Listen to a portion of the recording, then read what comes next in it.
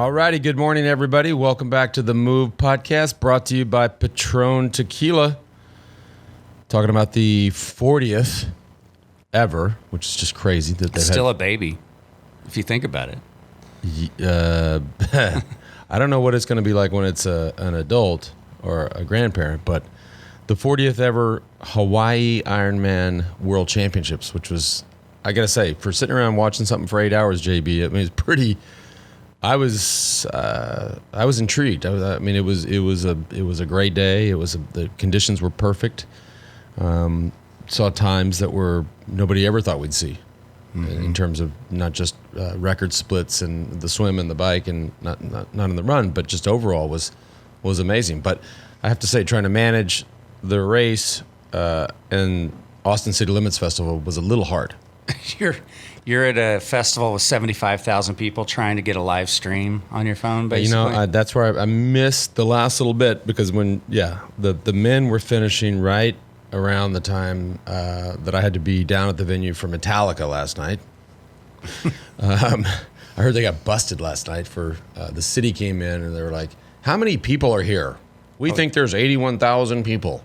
How can there be fire capacity when you're outdoors? I don't know. And they were like, "Well, should we just how take you a little head count?" They were a little head count. Hello, I'm 1.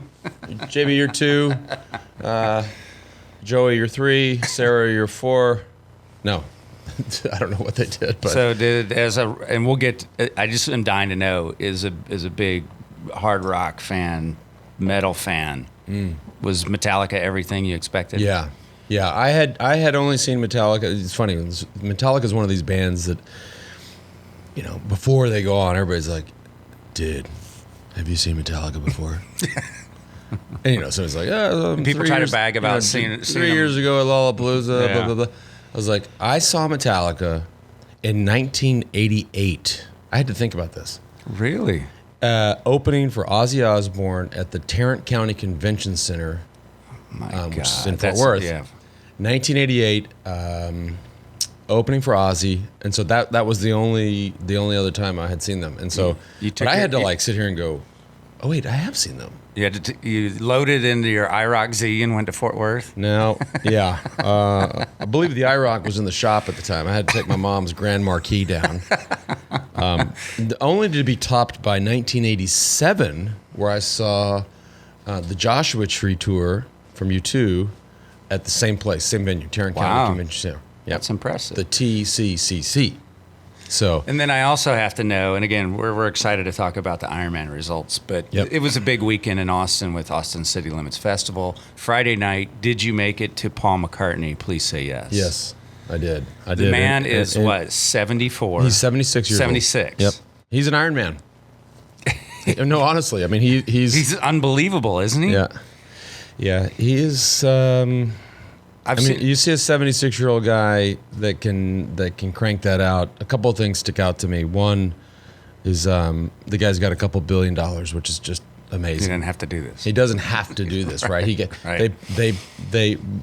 My sources tell me that he got $4 million a night. So the first Friday night, $4 million.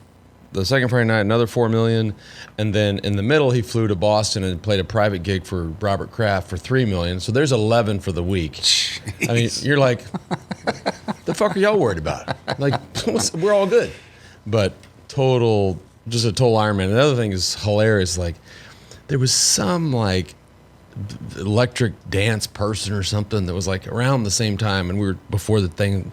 I heard these people debating, like, "Oh, should we go see a disco?" And I was like, "I don't know. Was it disco and the Beatles?" And they're like, "No." I was like, "Okay." Yeah, right. Easy choice. But best concert I've ever seen in my life is Paul McCartney. Wow. Okay. Not mine. You wouldn't say not your favorite? No, I mean, yeah, I thought he was awesome. I mean, You're incredible. Say Iron Maiden. No, Maiden. No. Best show ever. Tom Petty at Austin City Limits Festival. Probably 10 years ago. Yeah. When I caught that storm rolled in and they had to get off the stage. Everybody had to kind of take cover, and then our mayor at the time, Will Wynn, allowed them to go past the curfew, and he came back and just destroyed it until 11 o'clock, which was incredible. But Okay, there's your concert update. that's it. Out of Yeah, Austin, you guys don't Texas. want to hear us talking music, but I thought, speaking of storms, I mean, there were no storms on the Big Island, aka the Rock, yesterday, and I mean the conditions were. I think that to me is the takeaway. The stuff we saw on the bike. Of course, the conditions in the swim rarely, unless it's just super stormy, are rarely a news item. But the lack of wind on the bike allowed these guys and gals to ride super fast. Daniela Reef rides 18 minutes. She rides 4:26. 4:26. I mean, that's when I was always in my day doing the math in my head for how I could put together an Ironman and what the time. I mean, 4:26 would have been on the fast side of any projection that I had for myself. It's amazing. Amazing. And then, I mean, Cam Wurf rides 4:09, breaks his course record. Just absolutely perfect conditions on the bike. And then, then the run is the run, right? It's a marathon. Yeah, so No hiding. Daniela Reef was the big story yesterday. I mean, Yeah. beating her own, this is her fourth win, her own course record by over 20 minutes. Yeah. I mean, she goes 8:26. 8:26. I mean, I don't know. Gosh, we can go back and look at the overall results for the men in the last 10 or 15 years, and their years where 8:26 get you close to the podium or the top step. I'm super impressive. And one of the things in the preview show that we were talking about that might happen is that she might crack the top 10 for men. Close, not quite. Right. But she did have a better time than Lionel Sanders, even. No, he was yeah. She's amazing is the point. That is the point. and the other point is that sometimes people just have a bad day. I mean, Lionel Sanders, he just never showed himself like he did last year. I mean, last year he came, was up there with Cam Wurf on the bike and came Well, it off. was his first time in a year to be outside. So he's probably like when you leave a movie theater in the middle of the day. Maybe that lack of wind sort of freaked him out because he had been inside with the fan on too much. And so he was just a little trippy not having any wind. But that's just the nature of the game. And it's an individual test of ability, and so sometimes you're just off, and so I mean, to me, I think the story of the day is Daniela Reef and just how dominant she was and coming back from a tough swim, and people don't think about it. Like, you start your day, and I guess she had an issue with jellyfish, like getting stung by. Have you ever been stung by a jellyfish? I have never had. No, it's not fun. It isn't fun at all, and so to start your day on that note and then go, oh my God, I got 8 more hours of this, coming out of the water 9 minutes behind. By the way, Lucy Charles, like this girl, I mean, she was like water skiing. Yeah, although Daniela Reef did better, as expected, if not better, it wasn't without excitement because Lucy Charles is a great story. 25 years old. Amazing story.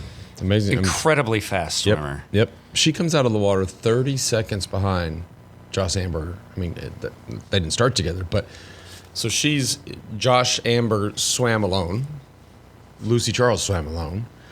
And she's just 30. That is unbelievable. Like, and then not reeled in until the 105-mile marker on the bike. Yeah, I mean, out there all day. The one thing I wore, and sitting around, and I have to say that I actually, aside from that one little hiccup, which the Facebook Razzi was going fucking crazy about the little blip when they went from part 1 to part 2, but outside of that, like, I thought the coverage was incredible, and hats off to Greg Welch and Michael Lovato and I forget the lady's name. Imagine sitting there. I mean, we're going to talk about this for 30 minutes, right? And I'm going to be like, okay, that's enough. Right. They sat there for 8 hours and just content.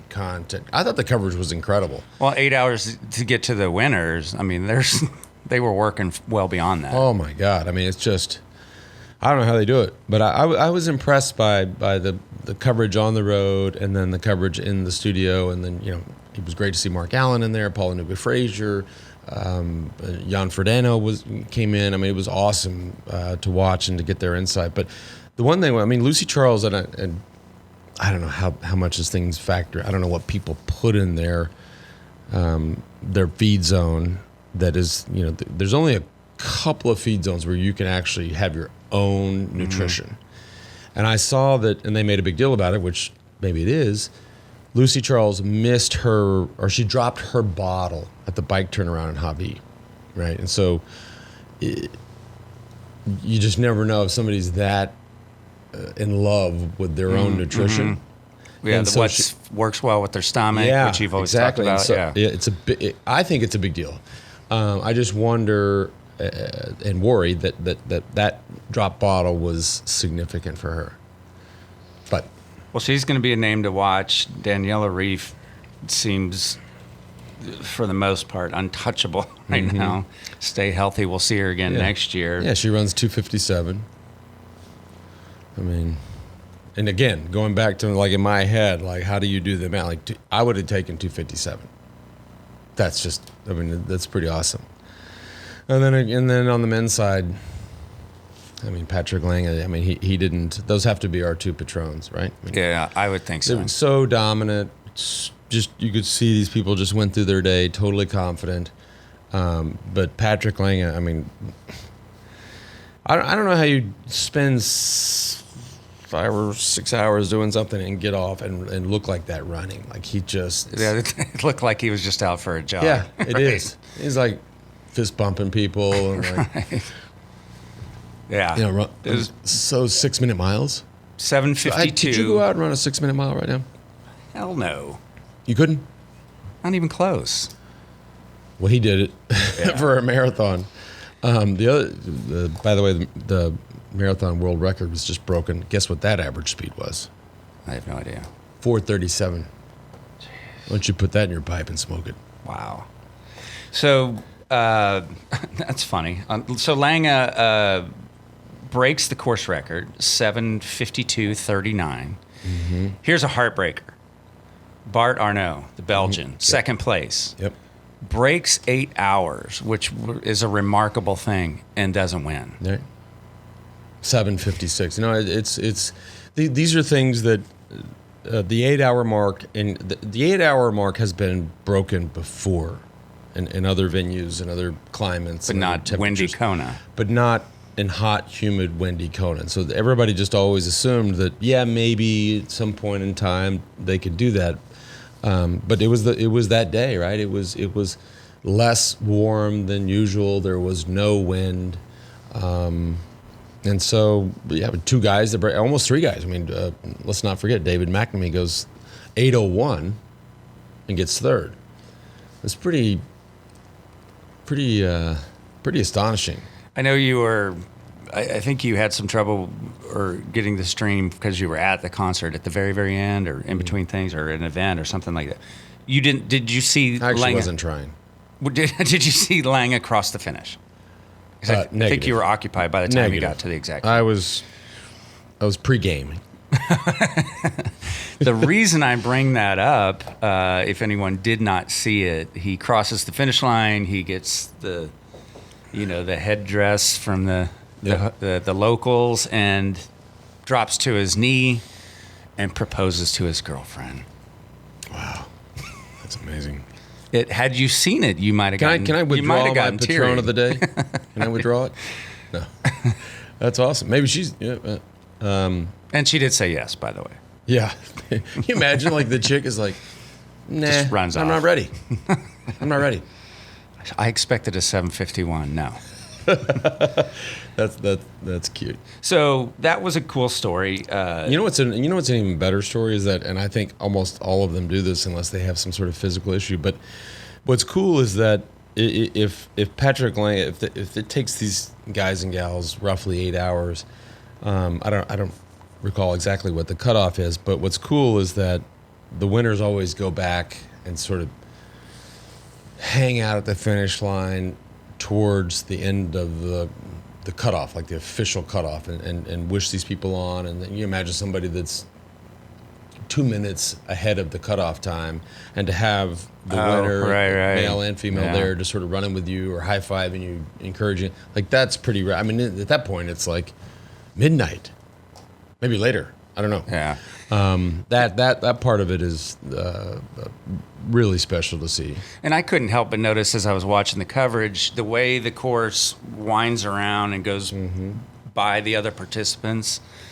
I mean, I think it's cool for a lot of the other participants who are out there just to finish, that they get to see the top people going by, like at arm's length. Yeah. That's kind of cool. Well, you would see, that's the out and back nature of any of these events is special, whether it's, and I think the first time that I ever really experienced that was when I raced Leadville. And, that course is entirely out and back, except for one little piece.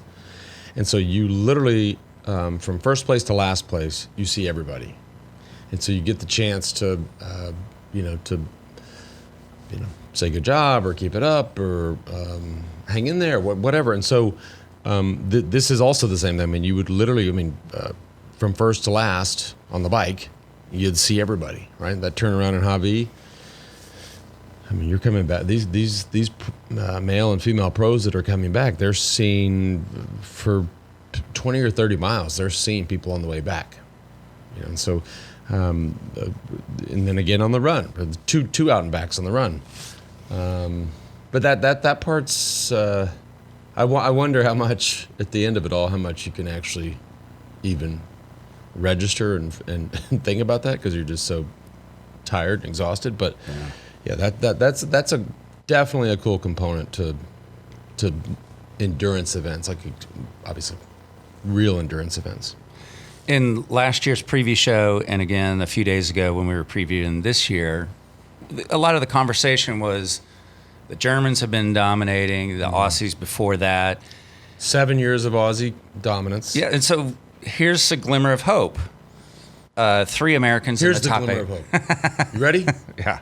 Belgium is the glimmer of hope. 3 Americans in the top 8 for the men. That's pretty, yeah. And Sarah True coming in 4th for the women. Yep.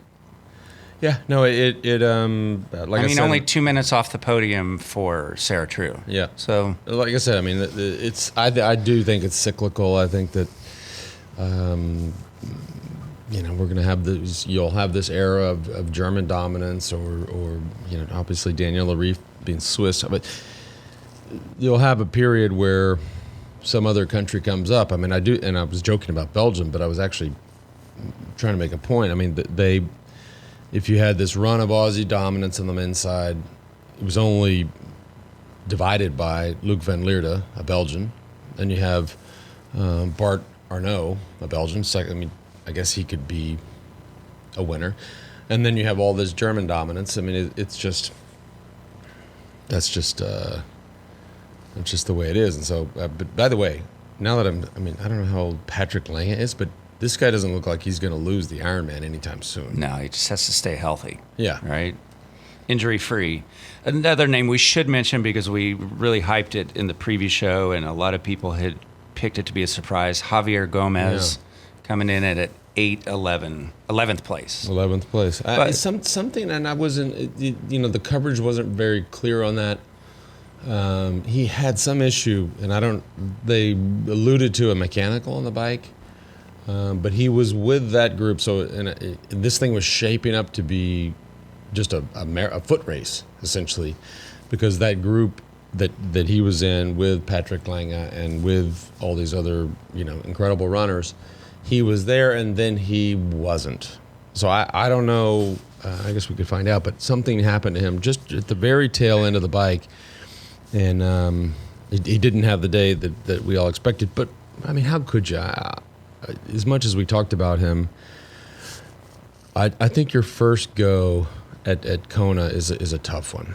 He even said that in the pre-race press conference. Yeah. He acknowledged that.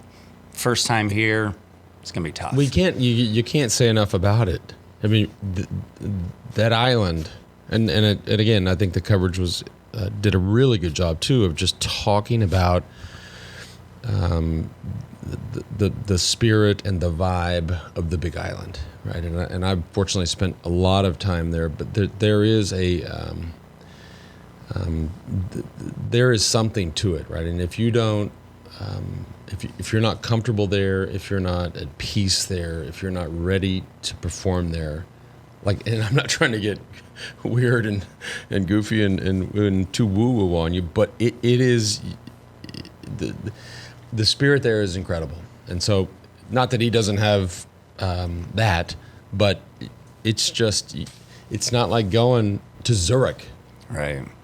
No offense to Zurich. Right. But it's you have to be ready to be your best there. I mean, it's a super intense place, and whether it's just your interaction with the locals, or your interaction with the lava, your interaction with the climate, your interaction with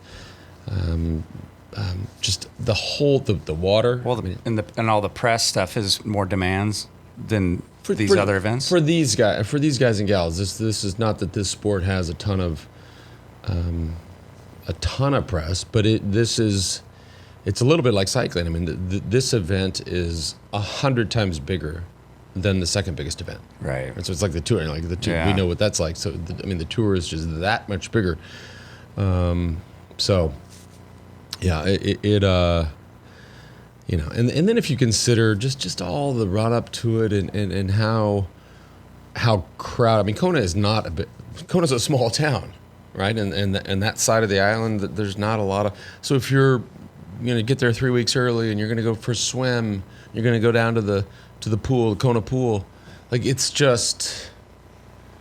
There's hundreds of people. Like everything, you go out for a ride. There's people everywhere. It's good.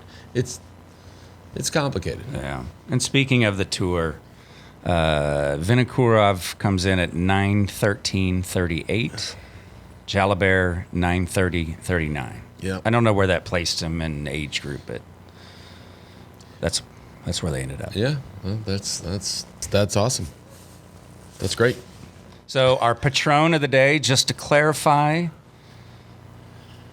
yeah, Lange and Reef. It's just hands down. Hands down. I mean, I don't think there's any. Yeah, I don't think two records.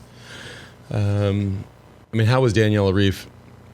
Christ, she could have walked for 3 or 4 miles and broke the record. Yeah, She could have walked the last 3 miles and broke the record. Yeah. I mean, that's so impressive.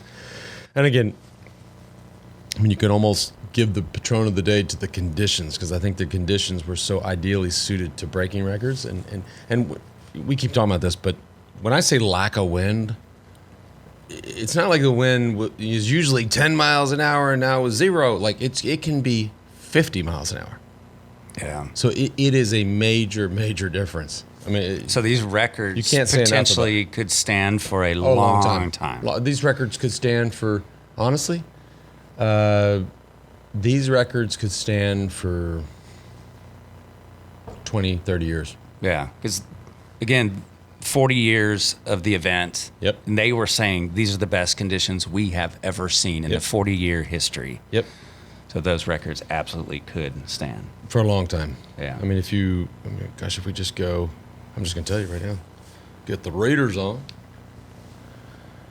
Well, you looking up the weather for the next 20 Nope. years? I got the weather pulled up here for the next 20. She's looking, whoo. But if you just go back and historically look at the times, I mean, so you got, Patrick Lange goes 6 minutes faster than last year. And they're just, aside from 1989, which, think about that, 1989. Yeah, I mean, well, even then they went 8:32. This record's going to be around for a long time. I mean, if you look at the average times the last 10 years, we're 15 to 20 minutes slower. And that's all has to do with the conditions. Yeah. Simply, I mean, the cooler temp and the lack of wind. Well, there you have it. And I think it's worth mentioning again, because when we talked about it in the preview show, if you didn't happen to catch that, Daniela Reef takes home the same paycheck as Lange. I think that's cool about the sport. Look, this sport and this event is it's a women's world, a woman's world. Between all the way from the top, Diana Birch, who does an amazing job putting on the event and managing that event year round. She's an icon. She is the boss. And so, it's a, and even you know what, another interesting factoid that I pulled up the other day, Dave and I were talking about this. Actually, I was like, Dave, what do you think the average price of a bike is for these Ironman participants? Oh my God. I mean, I have to think, because I know that, maybe I know it better than most, but just the top people are average the whole field. If you just looked at the transition area. Yeah. I mean, I think the average, and Dave and I more or less agreed, he thought it was between 8 and 10. I had it at $10,000 a bike, $10,000 per bike. So that little transition area is sitting right there is $24 million just sitting there. $24 million bucks of carbon and steel and plastic, and that's kind of crazy. And probably worth noting, since a lot of our fan base watches probably more cycling than Ironman. Ironman and pro cycling have different regulations on bikes and bike standards. As I was watching the coverage, you're seeing just the most space age looking bikes that would not be permitted in a cycling time trial. It's a great point. I mean, I actually was yesterday in watching the bike portion. I was like, what the heck is what? I mean, it's amazing, like that, the head tube, like these huge. You could never do that. And I mean, obviously the UCI regulates those things, but they've really pushed the envelope on aerodynamics. Yeah. It's pretty incredible. I don't, But you've talked about it in other shows.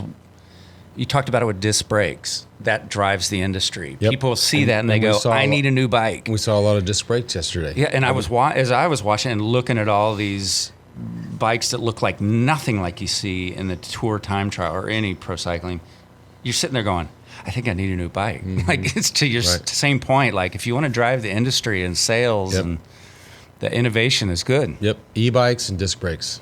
Those are the two drivers for the cycling industry. And if the industry can't embrace those and lobby for those, especially on the e-bike side, then they're going to have a problem. But those are the two big drivers.